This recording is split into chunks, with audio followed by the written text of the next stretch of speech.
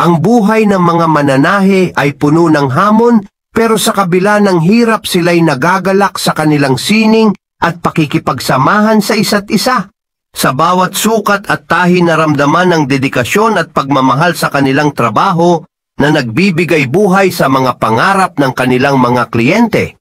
Ngunit hindi lamang ito tungkol sa paggawa ng damit, ito rin ay tungkol sa pagbabahagi ng kaalaman at paglikha ng mga alaala na kay tagal mong dadalhin.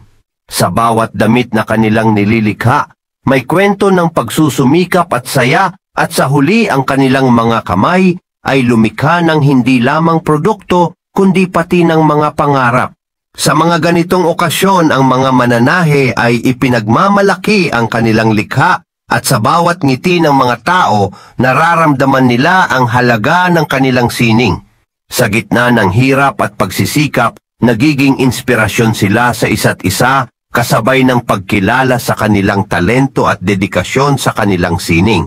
Ang kanilang munting mundo ay puno ng alaala at pagkakaibigan kung saan ang bawat tahi ay nagiging simbolo ng sama-samang pangarap at pag-asa para sa mas maliwanag na kinabukasan.